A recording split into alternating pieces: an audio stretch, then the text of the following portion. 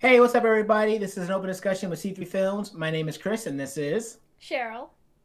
And today we are going to be talking about Solo, a Star Wars story. So, it's a from a couple of years ago, but if you haven't seen it, we're going to spoiler territory. Go watch it. Come back and watch our video. Let us know what you thought about it. But without further ado, let's go ahead and jump right into it.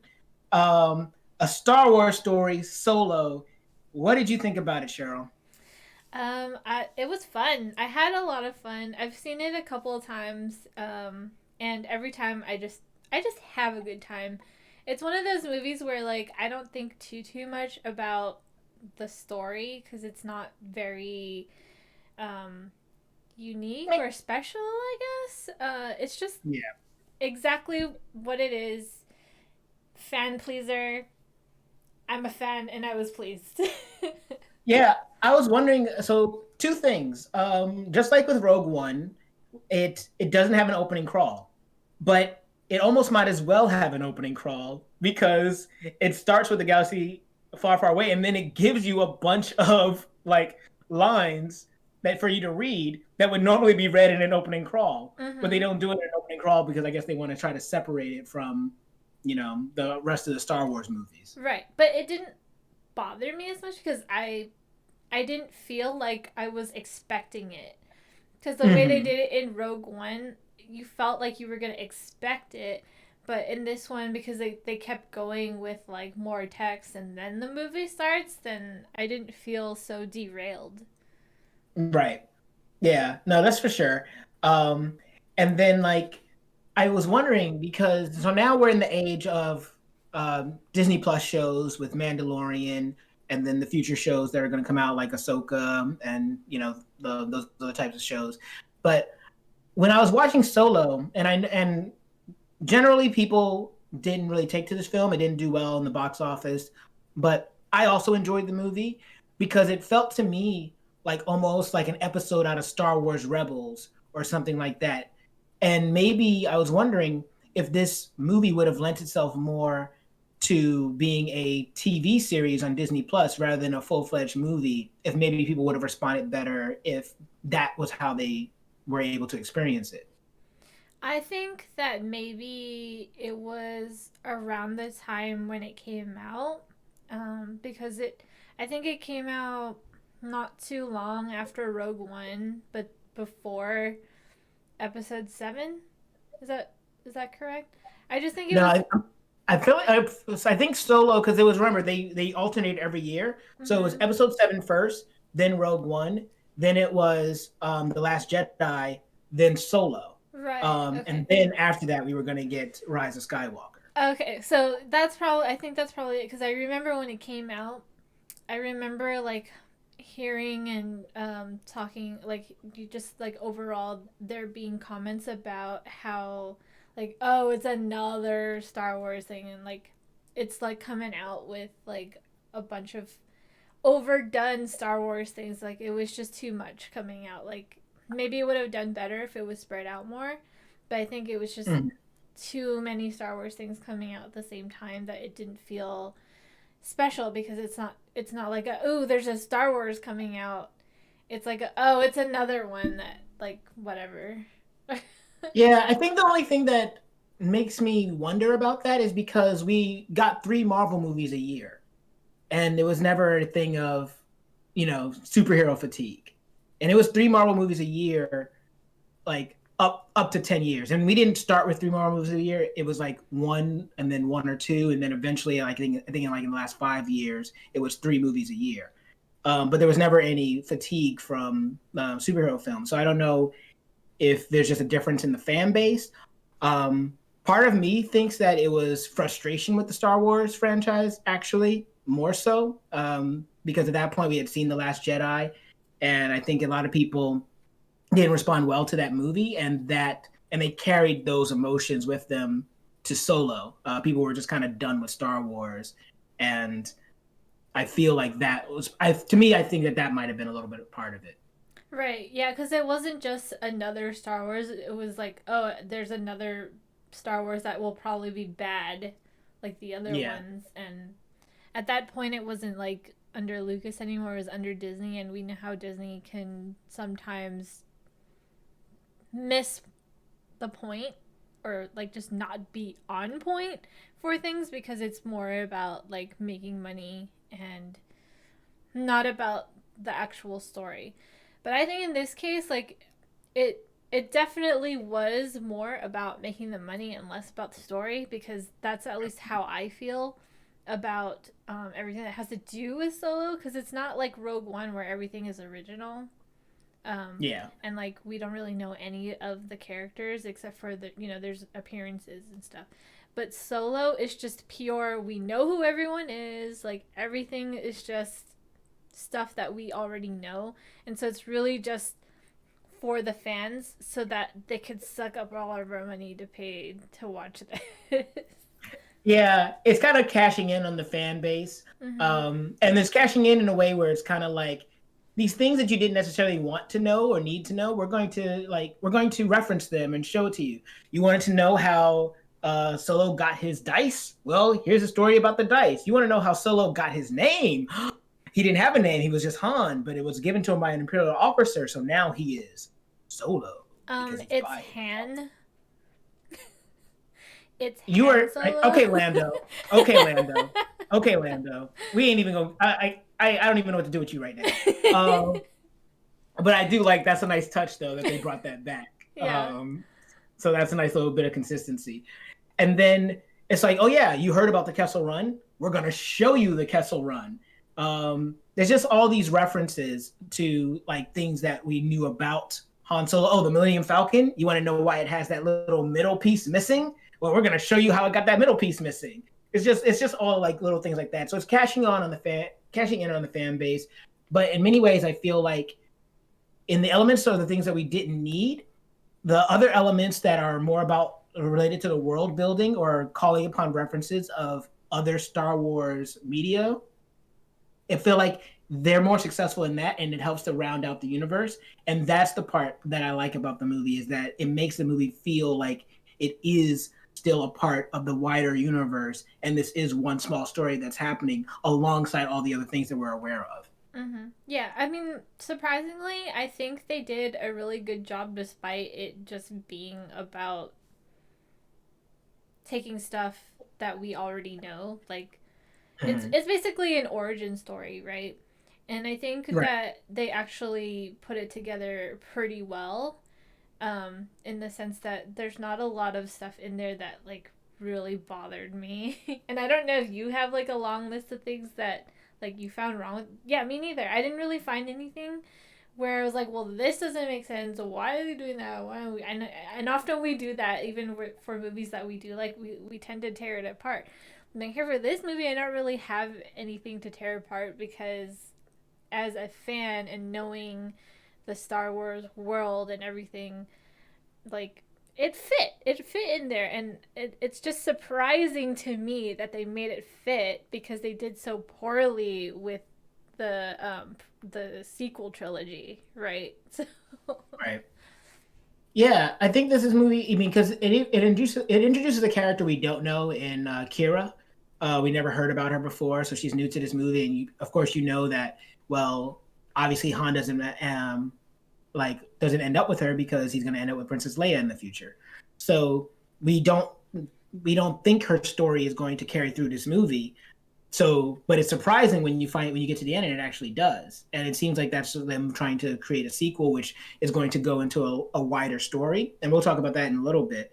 But as far as it being a pocket of the Star Wars universe and fitting, like you said, it fits like a nice little puzzle piece. We didn't need it, but it's nice that, like, to me, it's nice that it's there. It's nice seeing like these missions. I like seeing the budding friendship between Han and Chewie.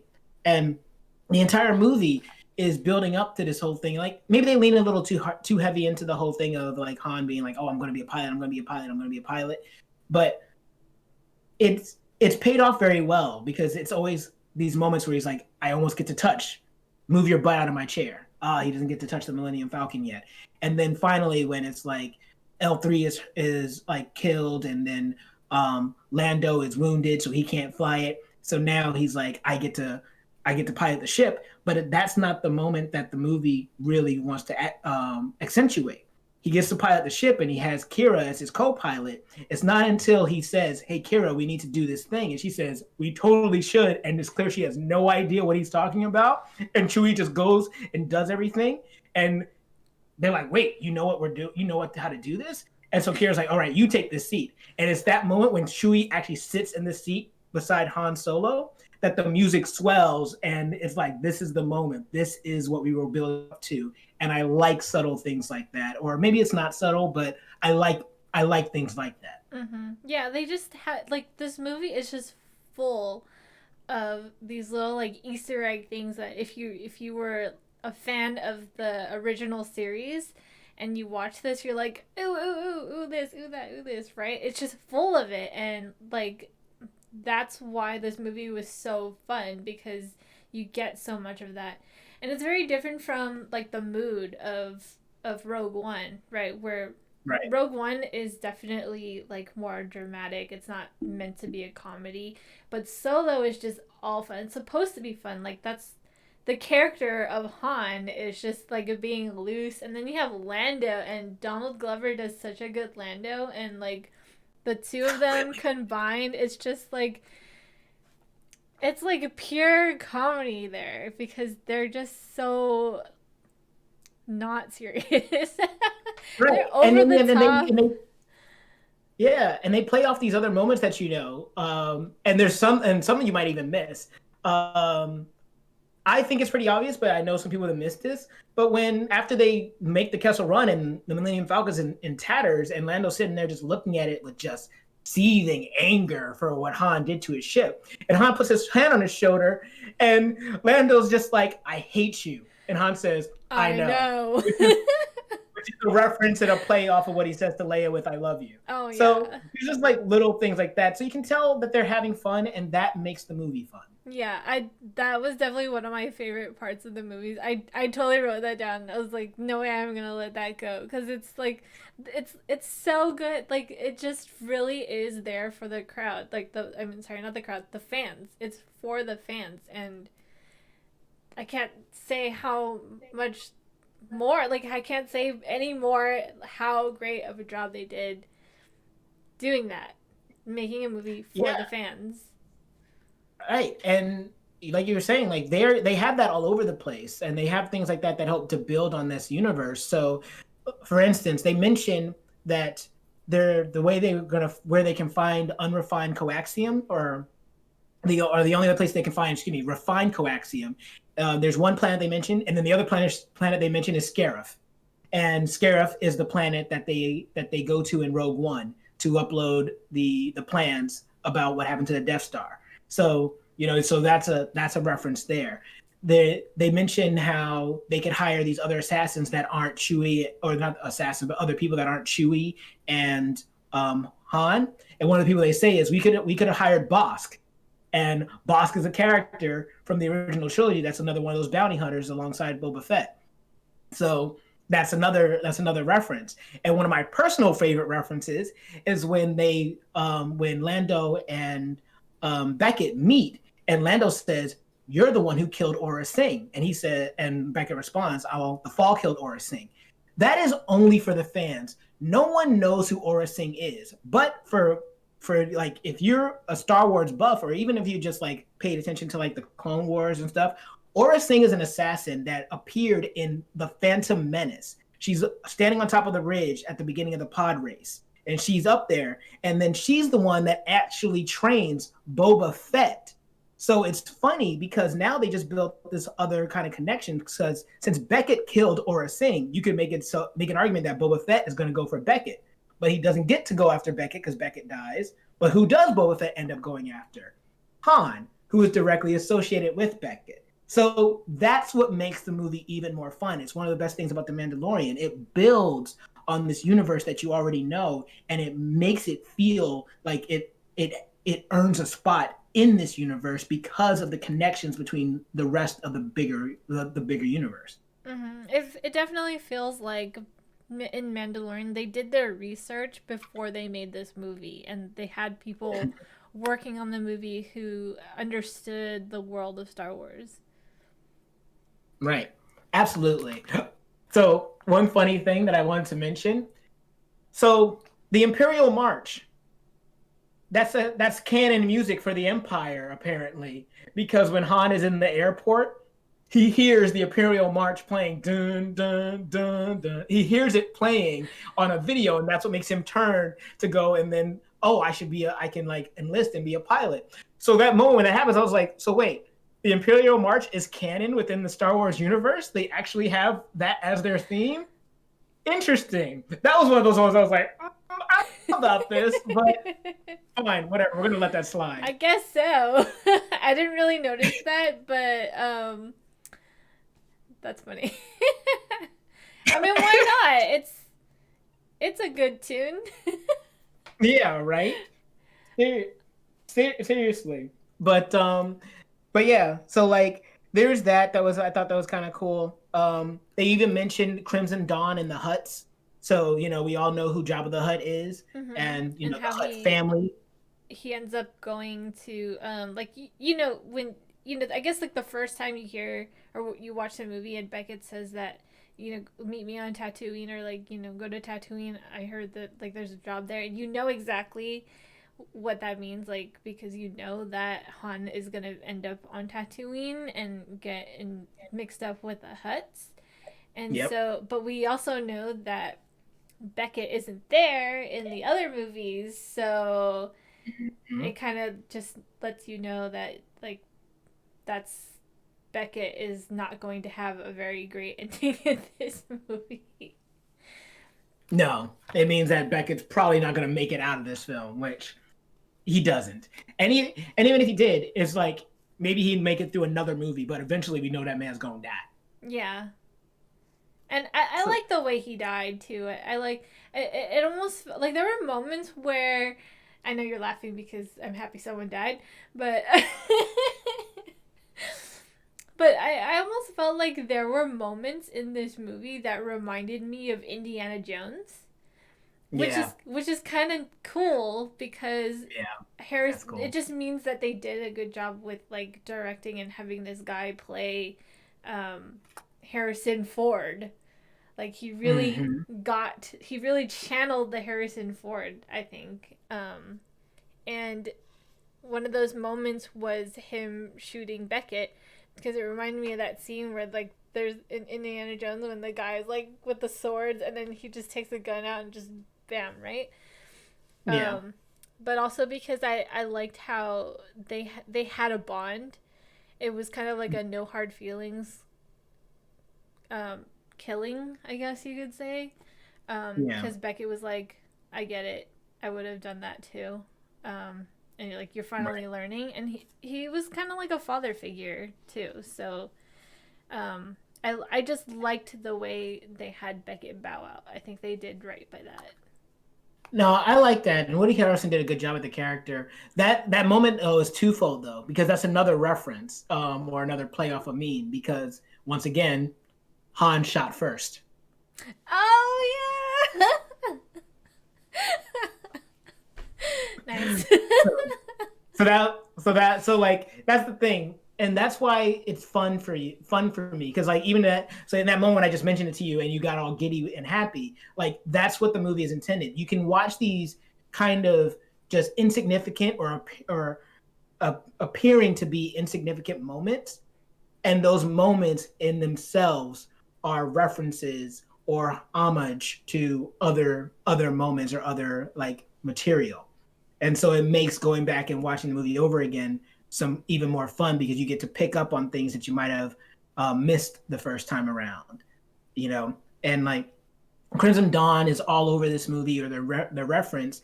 And if you've been paying attention to like the Clone Wars, you've seen Crimson Dawn, you know who they are, you know the crime syndicate, and you also know that a certain other characters are associated with Crimson Dawn, and that character is Darth Maul.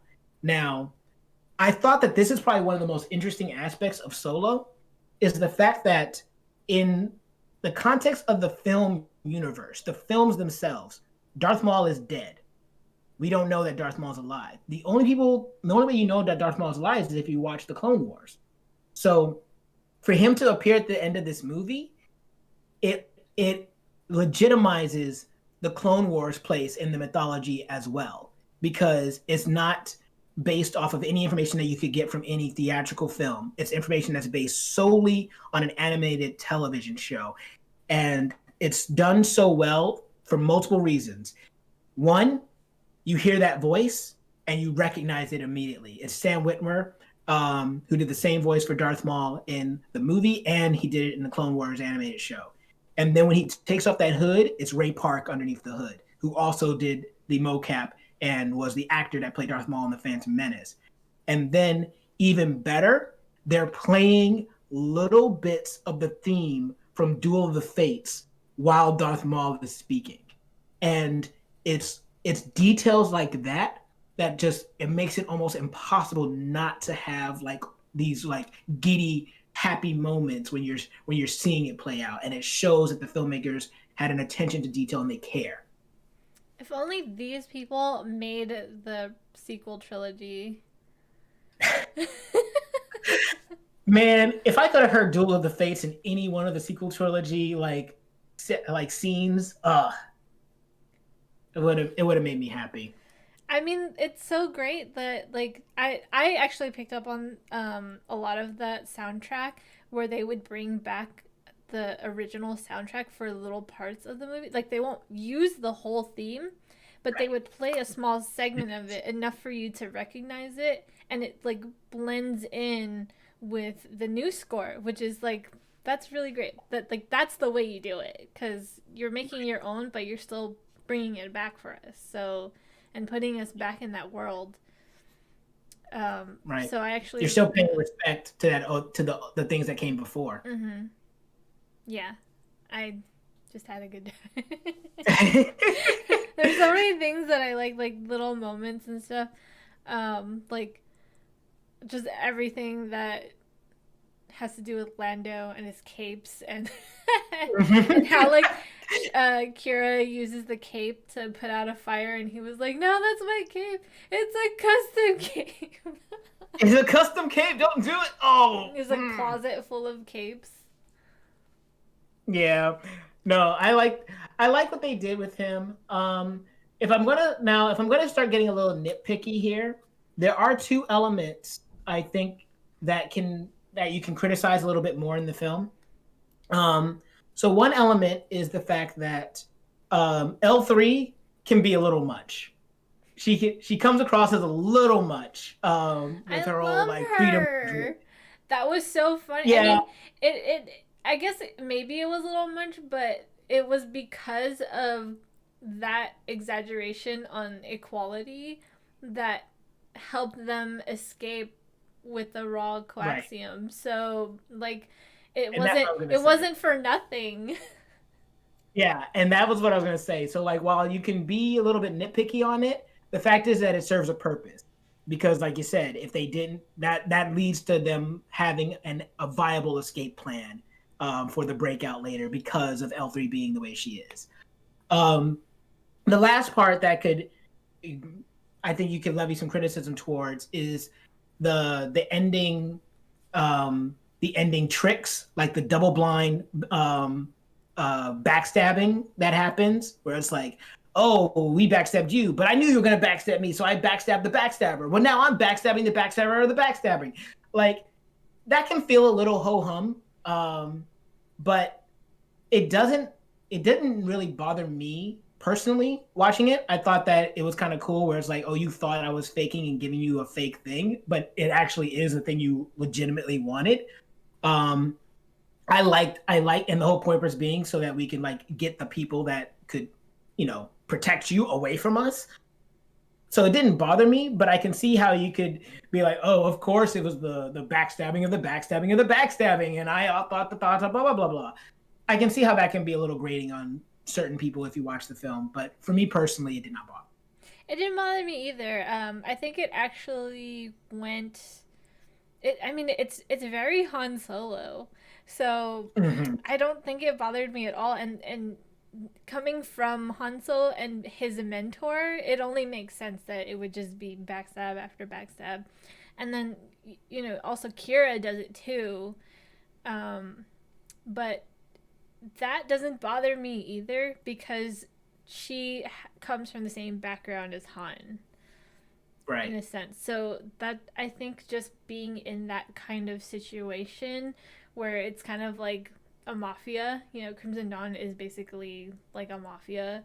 So Mhm. it only makes sense for it to go down that way. Yeah, and now that and since you brought up Kira, I thought this was an interesting part of the film because, like we mentioned earlier, Kira doesn't die by the end of this movie, so her story continues. But it implies that they might have wanted to explore that relationship with Crimson Dawn and Darth Maul a little bit more in a future solo movie, which we're never going to get now. But I wonder if they're ever going to go back to kind of complete her story arc because Darth Maul's story is done. There is an ending to Darth Maul's story. We know how that character ends up. And I won't spoil it here, but his story does have a conclusion. But we don't, and that we see on screen. We don't know what Kira's ending will be for her story. As of right now, she's still alive within the Star Wars universe. So she could pop up again. Maybe she actually doesn't die and she will pop up in like The Mandalorian or something at some point. But or another like Star Wars television show. And it's around the same timeline, so she could still be played by Amelia Clark and look exactly the same. We don't know. But I'm curious, is that something that you'd want would you want to see her story play out? I wouldn't mind it. I actually noted that too. When I watched the movie the first time, I wasn't aware about Darth Maul still being alive due to Clone Wars. Oh, okay. So my first time watching it, I was surprised because I thought that he was dead. Um, Mhm. and I thought that it was a cliffhanger. So I was kind of expecting that there would be something to follow. But I guess they did kind of leave it open ended, and I think that it would be interesting to see more things happen between Darth Maul and Kira, because there's definitely something there. They could make a story out of that for sure. I agree. I definitely would like to see. I want to see how her story concludes, simply because of the fact that they thought it was like it could be interesting enough, the potential to leave her alive by the end of the film, despite the fact that they literally basically kill everybody else that isn't someone we already know from the original trilogy. And You know? she's a very interesting character too. Like there's a lot of things that we don't know about her because we didn't really get to follow her story from where we where we as an audience left her. Hmm. So she just seems like she developed into a really interesting character because like I said, she comes from the same place that Han came from, so they had the same beginnings, but they took two different paths. So Right. it's just it would be really interesting to see like what had happened to her in her past, how she got there and where she's going, because now she started as like a good person, but then she took the other path than Han. Yeah. So why, how, and what is she gonna do now? Because like Han, because Han develops into kind of a person who seems selfish and stuff, and it takes him a while to get back to being who he was, which is a good person and just wanting to do the right thing and do the good thing. Um, Hmm. but for her, she turned into someone that would do the bad thing, but then you could see the good in her still. So I feel like it would be a great opportunity to see that flip there too. Yeah. No, I 100% agree with you there. So hopefully, let's cross our fingers that they explore it more in the future. The last thing I want to touch on before we close out, because we could talk about Star Wars for literal hours. I really did enjoy the actor that they got to play Solo. I think that he did a very good job at mimicking Solo's mannerisms. And same thing for Donald Glover with Lando's mannerisms. And there's parts where they speak, and I literally think it's the original actors that are saying their lines. And I get confused for a second, and then I realize, oh no, these are two completely different people.